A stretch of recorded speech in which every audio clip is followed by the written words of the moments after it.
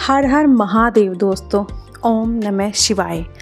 अमरनाथ यात्रा भारत की सबसे कठिन तीर्थ यात्राओं में से एक मानी जाती है।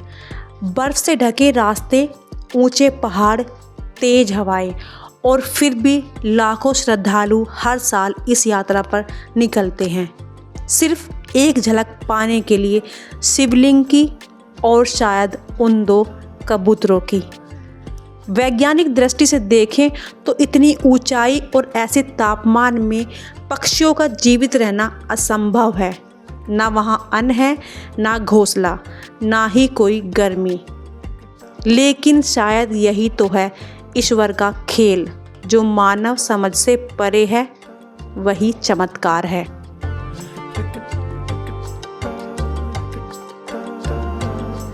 ये कहानी जुड़ी है उस समय से जब भगवान शिव ने माँ पार्वती को अमर कथा सुनाई थी। वह कथा जिसे सुनकर मृत्यु पर विजय पाई जा सकती है। कई श्रद्धालुओं का कहना है कि उन्होंने वास्तव में इन कबूतरों को देखा है, तेज बर्फबारी और जमा देने वाली ठंड में भी। उनके लिए ये सिर्फ पक्षी नहीं है, अमर और आस्था का प्रतीक है। इस कथा का गहरा अर्थ है सच्चे विश्वास और मासूमियत के साथ यदि कोई भगवान के करीब पहुंचता है तो उसे अमर होने का आशीर्वाद मिल ही जाता है। तो चलिए दोस्तों, आज जानते हैं अमरनाथ गुफा से जुड़े रहस्य और सभी कहानियों को। दोस्तों, वीडियो में आगे बढ़े उससे पहले चैनल को सब्सक्राइब कर लीजिएगा और साथ ही बेल आइकन को प्रेस कर दीजिए ताकि इन फ्यूचर आने वाली सभी वीडियो की नोटिफिकेशन आपको सबसे पहले मिल सके। तो चलिए स्टार्ट करते हैं।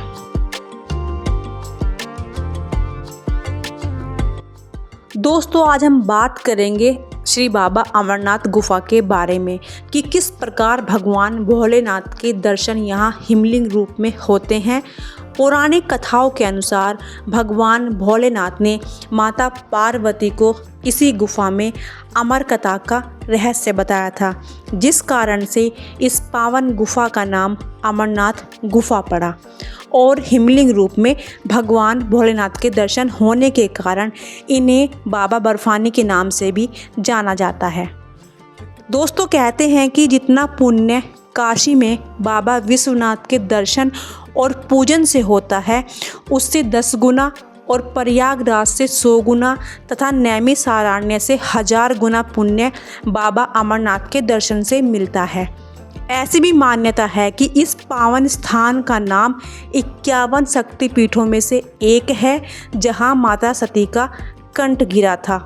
दोस्तों, अमरनाथ की पावन गुफा का प्रथम दर्शन महर्षि भृगु ने किया था जब वह तपस्या के लिए हिमालय पर्वत पर आए थे, तो भगवान भोलेनाथ ने उन्हें इसी गुफा में दर्शन दिए थे।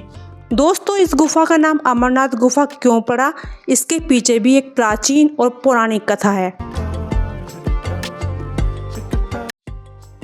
दोस्तों, माता सती का विवाह भगवान भोलेनाथ से हुआ, लेकिन उनके पिता दक्ष प्रजापति द्वारा भगवान भोलेनाथ का अपमान किए जाने पर माता सती ने हवन कुंड में कूदकर अपने प्राण त्याग दिए और अगले जन्म में राजा हिमालय की पुत्री बनकर जन्म लिया। भगवान भोलेनाथ को पाने के लिए अपने इस जन्म में भी माता पार्वती ने घोर तपस्या की, तब जाकर कहीं भगवान शिव से उनका विवाह हुआ। भगवान शिव के गले में नरमुंडों की माला देखकर माता पार्वती के मन में जिज्ञासा हुई और उन्होंने भोलेनाथ से पूछा कि इस माला का क्या रहस्य है। तब भगवान भोलेनाथ माता पार्वती को कहते हैं कि आपके जितने भी जन्म हुए हैं उतने ही नरमुंड इस माला में हैं और आगे भी आपके जितने जन्म होंगे उतने ही नरमुंड इसमें बढ़ते जाएंगे।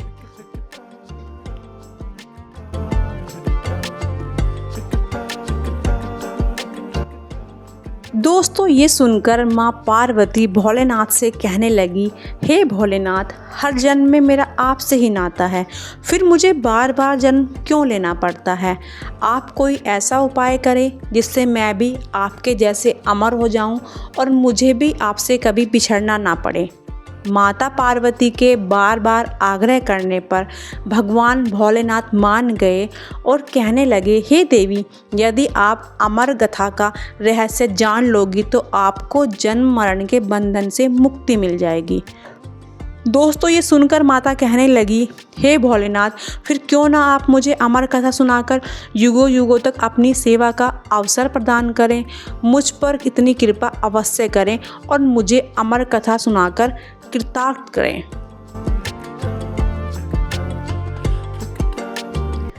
माता पार्वती के बार बार आग्रह करने पर भगवान भोलेनाथ उन्हें अमर कथा सुनाने के लिए मान जाते हैं, किंतु वो कहते हैं कि हे देवी, अमर कथा को सुनाने के लिए कोई ऐसा स्थान होना चाहिए जहाँ मेरे और आपके अलावा कोई दूसरा प्राणी ना हो। तब माता कहने लगी, हे भोलेनाथ, ऐसा उचित स्थान तो आप ही बता सकते हैं। भगवान भोलेनाथ ने अपनी दिव्य दृष्टि से देखा कि हिमालय पर्वत की एक गुफा इसके लिए उचित होगी। तब भगवान भोलेनाथ माता पार्वती को लेकर अमर कथा सुनाने के लिए हिमालय की ओर प्रस्थान कर देते हैं। दोस्तों, जब भगवान शिव माँ पार्वती के साथ हिमालय की तरफ जा रहे थे तब उन्होंने देखा कि अभी तो नंदी भी हमारे साथ ही है, क्योंकि भोलेनाथ सिर्फ माता पार्वती को ही अमर कथा का गूढ़ रहस्य सुनाना चाहते थे। इसलिए सबसे पहले उन्होंने एक स्थान पर अपनी सवारी नंदी को छोड़ दिया और कहा कि हे नंदी, हम कुछ समय बाद ही लौटकर आ जाएंगे। जब तक हम लौटकर नहीं आते तुम यहीं पर निवास करना। जिस स्थान पर भोलेनाथ ने नंदी को छोड़ा था, आज वही स्थान पहलगाम के नाम से जाना जाता है। इसके बाद भोलेनाथ और माता पार्वती आगे चलने लग जाते हैं। दोस्तों, फिर भगवान भोलेनाथ ने एक जगह पर अपने गले से सांपों की माला का त्याग किया था। वही स्थान शेषनाग झील कहलाता है। इसके बाद भोलेनाथ और माता पार्वती आगे बढ़ जाते हैं, किंतु अभी भी गणेश जी भोलेनाथ और माता पार्वती के साथ थे।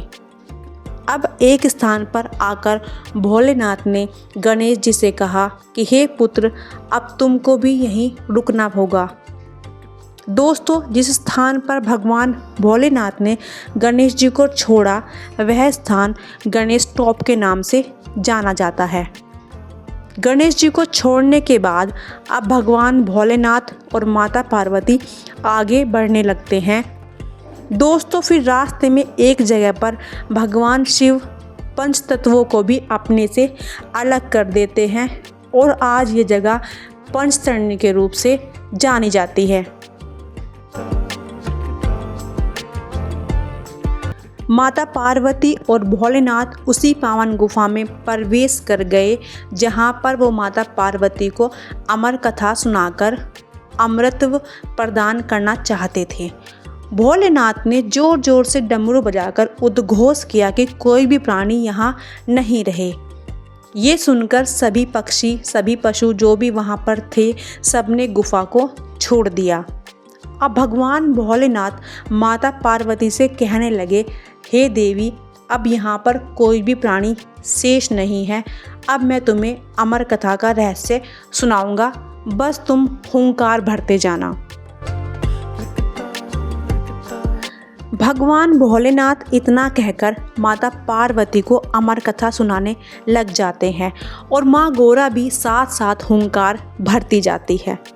अमर कथा जितनी भी आगे बढ़ती जा रही थी, माँ गौरा को भी सुन सुनकर बड़ा ही आनंद आ रहा था। दोस्तों, जब भोलेनाथ ने माता गौरा को कथा सुनानी स्टार्ट की थी तो बाकी सब पक्षी तो उड़ गए थे, किंतु एक कबूतर के 2 अंडे वहाँ रह गए जो कि अमर कथा को सुनते सुनते बच्चे बन गए। दोस्तों, अमर कथा को सुनते हुए माँ गौरा को बीच में नींद आ गई और भोलेनाथ ध्यान मग्न होकर अमर कथा सुनाते रहे, जिसे वह कबूतर के दोनों बच्चे सुनते रहे और हुंकार भी भरते रहे। भोलेनाथ तो सोच रहे थे कि हुंकार देवी पार्वती ही भर रही है और उन्होंने निरंतर कथा को सुनाना जारी रखा। दोस्तों, भोलेनाथ पूरी अमर कथा सुनाने के बाद माता पार्वती को कहते हैं कि मैंने तुम्हें पूरी कथा सुनाई है। तब माता पार्वती कहती हैं कि मुझे तो बीच में नींद आ गई थी। तब भोलेनाथ पूछते हैं कि फिर हुंकारे किसने भरे।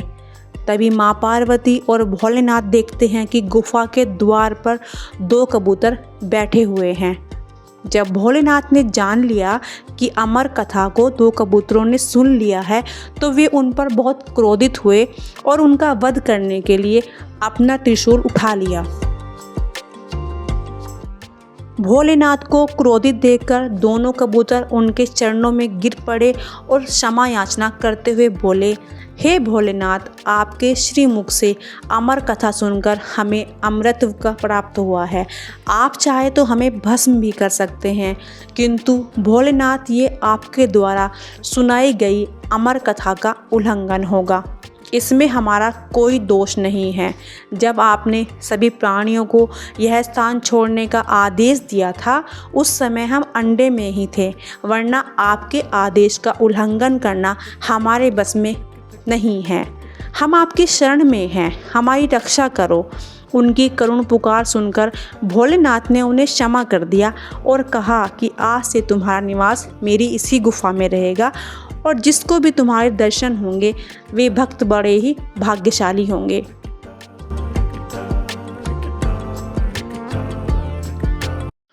दोस्तों, इसी पावन गुफा में महर्षि भृगु ने तपस्या की थी, किंतु इस युग में सबसे पहले इस गुफा के दर्शन किसने किए, इसके पीछे भी एक बड़ी ही रोचक कहानी है। दोस्तों, बूटा मलिक नाम का एक चरवाहा अपनी बकरियां चराने एक दिन यहाँ गुफा के पास आता है और देखता है कि एक साधु यहाँ आंखें बंद करके घोर तपस्या कर रहा है। बूटा मलिक उस साधु के दर्शन करके जैसे धन्य हो गया।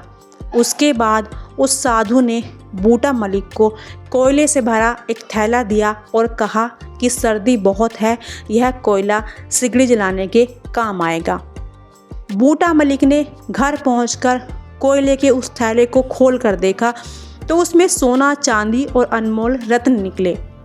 बूटा मलिक उस थैले को वहीं छोड़कर उल्टे पांव उस साधु के दर्शन करने के लिए दौड़ पड़ा।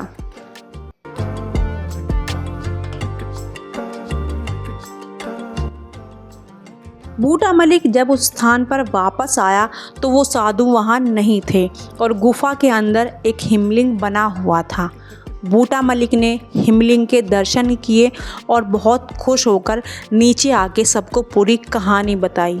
दोस्तों, ये कहानी जानकर सब स्थानीय लोग वहाँ पर दर्शन करने गए और हिमलिंग के दर्शन किए और जिसकी जो भी मनोकामना थी सबकी मनोकामना पूर्ण हो गई।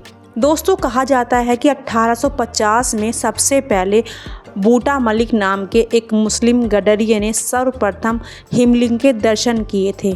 इसके बाद ही अमरनाथ यात्रा शुरू हो गई और यहाँ किए गए दान का 1/3 हिस्सा बूटा मलिक के परिवार को आज भी मिलता है। यहाँ आने वाले श्रद्धालुओं की हर इच्छा पूर्ण होती है, तभी तो कहते हैं जय बाबा बर्फानी, भूखे को अन्न, प्यासे को पानी।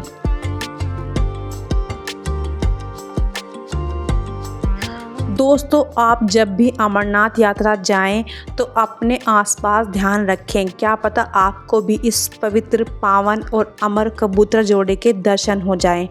और अगर आपने पहले अमरनाथ यात्रा की है और उन अमर कबूतर को देखा है तो अपना अनुभव कमेंट में ज़रूर बताएं। सो दोस्तों, इस वीडियो में इतना ही। मिलते हैं अगली वीडियो में किसी और जगह को एक्सप्लोर करते हुए। तब तक के लिए अपना ध्यान रखें और अपनी फैमिली का ख्याल रखें। हर हर महादेव।